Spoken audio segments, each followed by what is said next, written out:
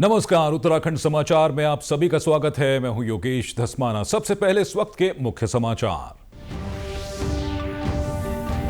Himalayan सांस्कृतिक केंद्र में आयोजित डेरा कवि सम्मेलन में शामिल हुए मुख्यमंत्री पुष्कर सिंह धामी, प्रख्यात कवि डॉक्टर कुमार विश्वास और अन्य कवियों का किया स्वागत। कहा, उत्तराखंड सरकार साहित्यिक विरासत को दे रही नई ऊंचाई।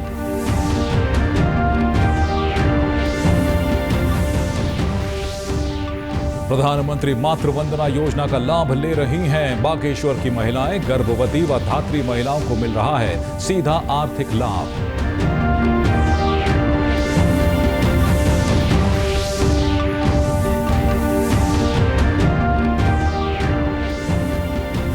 और देहरादून में शुरू हुई राज्य स्तरीय जूनियर बालक एवं बालिका बॉक्सिंग प्रतियोगिता। खेल मंत्री रेखा आर्या ने किया उद्घाटन।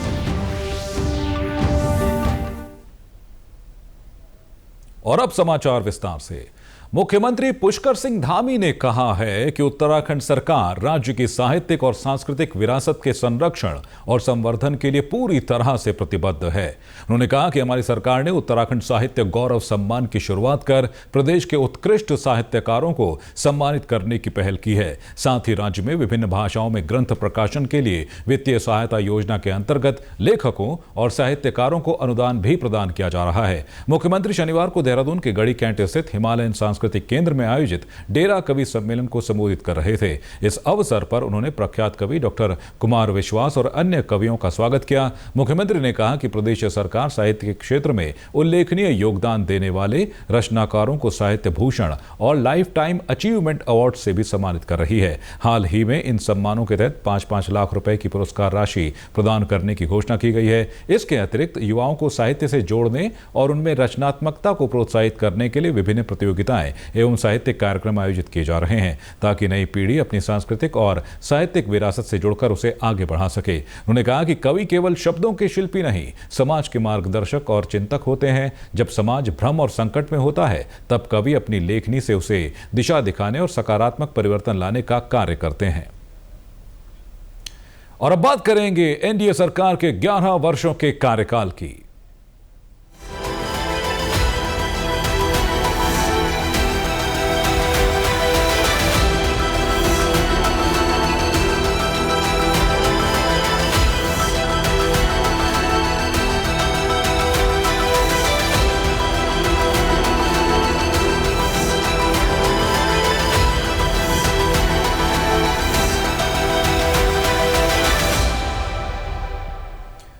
मातृत्व को सुरक्षित और सम्मानजनक बनाने के उद्देश्य से शुरू की गई प्रधानमंत्री मातृ वंदना योजना का लाभ बागेश्वर जनपद की महिलाओं को बखूबी मिल रहा है। खासकर ग्रामीण क्षेत्रों की गर्भवती और धात्री महिलाएं इस योजना के तहत मिलने वाली आर्थिक सहायता से खुश हैं।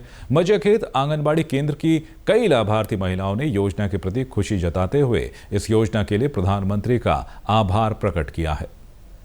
प्रधानमंत्री मातृ वंदना योजना के तहत 5,000 रुपये धनराशि प्राप्त हुई।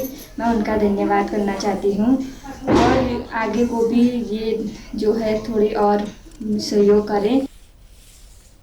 और योजना के अंतर्गत महिलाओं को गर्भावस्था के दौरान 3 किश्तों में 5,000 की सहायता राशि उनके बैंक खातों में प्राप्त होती है। मजियाखेत क्षेत्र की लाभार्थी महिला हेमा रावत ने बताया कि पहले उन्हें प्रसव के बाद खर्चों की चिंता रहती थी, लेकिन अब सरकार की इस योजना से उन्हें राहत मिलती है। पौष्टिक आहार लेने से स्वास्थ्य भी बेहतर रहता है। इस राशि का उपयोग वे पौष्टिक आहार, स्वास्थ्य जाँच और अन्य जरूरी जरूरतों में करती हैं, जिससे गर्भावस्था के दौरान उन्हें काफ़ी सहारा मिलता है।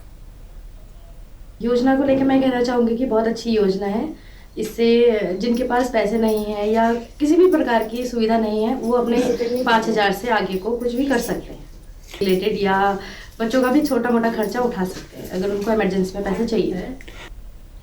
और लाभार्थी महिला लता नेगी व अंजू दियोड़ी का कहना है कि यह योजना वास्तव में माताओं और नवजात शिशुओं के पोषण और स्वास्थ्य की दिशा में कारगर पहल है। यह योजना न सिर्फ आर्थिक सहायता देती है बल्कि पौष्टिक जीवन जीने का संदेश भी देती है। हमको ये योजना बहुत अच्छी योजना मिली है मैं उनको धन्यवाद करना चाहती हूँ मोदी जी को कि उन्होंने इतनी अच्छी योजना दी है। मैं जब पहली बार गर्भवती थी, मैं आंगनबाड़ी में मैंने संपर्क किया। फिर आंगनबाड़ी की तो पांडे इन्होंने मुझे बताया कि वैक्सीकरण लेना चाहिए ना, टीकाकरण लेना चाहिए हर महीने में एक बार। और फिर आंगनबाड़ी से मुझे सही पोषण और सही राशन हर महीने दिया जाता था। और आंगनबाड़ी कार्यकर्ता गीता पांडे के मुताबिक मजय खेत केंद्र में दर्जनों महिलाएं इस योजना का लाभ ले रही हैं। समय समय पर उनका पंजीकरण व स्वास्थ्य परीक्षण किया जाता है। उन्होंने कहा कि योजना की प्रक्रिया सरल और पारदर्शी है, जिससे अधिकतर महिलाएं इसका लाभ उठा रही हैं। उनके केंद्र में अभी तक 60 महिलाओं को इसका लाभ मिल चुका है। हमारे यहाँ पर जनसंख्या है महिलाओं की, और करीब हर महीने 4 से 5 महिलाएं हमारे यहाँ पंजीकृत होती हैं और हर बार हम लोग उनका रजिस्ट्रेशन करते हैं। उसके बाद मातृ वंदना योजना के तहत जो अभी सरकार से 5,000 रुपये की धनराशि दी जा रही है, तो उसके तहत हम अभी तक, जब से योजना चालू हुई है तब से अभी तक हम 60 महिलाओं को उसका लाभ प्राप्त करवा चुके हैं। और उसके अलावा समय समय पर टीकाकरण, वैक्सीनेशन जब होता है तो तब हम लोग महिलाओं को उसका लाभ उस समय हम लोगों को बताते हैं, अवेयर करते हैं इस योजना के तहत। क्योंकि कई बार लोग मतलब सोचते हैं कि अब ई श्रम कार्ड अब इन्होंने चालू कर दिया है, पहले नहीं था, तो लोगों को ये रहता है कि यार ई श्रम कार्ड बनाएंगे फिर जाएंगे। तो हम लोग उनको बहुत ज़्यादा उसके लिए मोटिवेट करते हैं कि नहीं, गवर्नमेंट दे रही है तो आपको लाभ लेना चाहिए।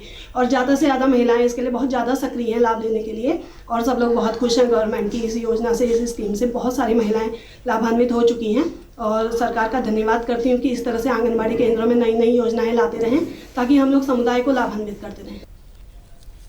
रुक करेंगे अगली खबर का। खेल मंत्री रेखा आर्या ने शनिवार को देहरादून स्थित बहुउद्देशीय भवन में राज्य स्तरीय जूनियर बालक एवं बालिका बॉक्सिंग प्रतियोगिता का शुभारंभ किया।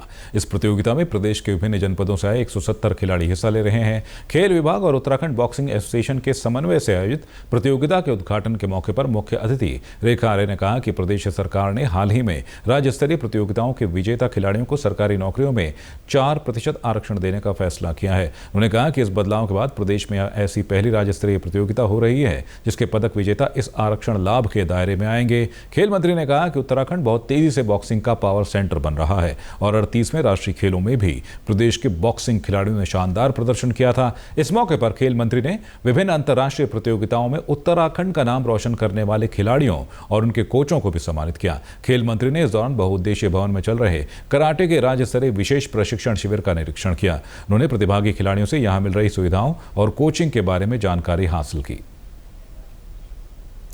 देहरादून के ग्राम पंचायत सिमियारी में कृषि एवं कृषक कल्याण मंत्री गणेश जोशी ने विकसित कृषि संकल्प अभियान के अंतर्गत किसानों से सीधा संवाद किया। इस दौरान उन्होंने किसानों की समस्याएं सुनी और उनके समाधान के लिए मौके पर मौजूद अधिकारियों को तत्काल कार्रवाई के निर्देश दिए। इस दौरान उन्होंने कहा कि प्रधानमंत्री नरेंद्र मोदी किसानों की भलाई के लिए पूरी प्रतिबद्धता से कार्य कर रहे हैं। किसानों के लिए विभिन्न योजनाएं संचालित की जा रही हैं। विकसित कृषि संकल्प अभियान तभी सफल होगा जब किसान स्वयं इसमें सक्रिय रूप से भाग लेंगे। कृषि मंत्री ने अधिकारियों को सरोना और 11 ग्राम पंचायतों में फलों के उत्पादन, विशेषकर सेब और कीवी की खेती की संभावनाओं को देखते हुए क्षेत्रों का भौतिक निरीक्षण कर आवश्यक कार्य योजना तैयार करने के निर्देश दिए। इसके बाद कृषि मंत्री ने प्रधानमंत्री ग्राम सड़क योजना के तहत निर्माणाधीन मोटर मार्ग का निरीक्षण किया। उन्होंने संबंधित अधिकारियों को निर्देशित किया कि निर्माण कार्य तय समय सीमा में पूरी गुणवत्ता के साथ पूरा किया जाए। मानव तस्करी और असामाजिक गतिविधियों पर लगाम लगाने के लिए हरिद्वार पुलिस की एंटी ह्यूमन ट्रैफिकिंग टीम ने सख्त कार्रवाई शुरू कर दी है। पुलिस का कहना है कि हाल के दिनों में रेलवे स्टेशन, बस अड्डों और प्रमुख सार्वजनिक स्थलों पर असामाजिक गतिविधियों की शिकायतें मिल रही थी, जिन पर त्वरित संज्ञान लेते हुए छापेमारी की गई।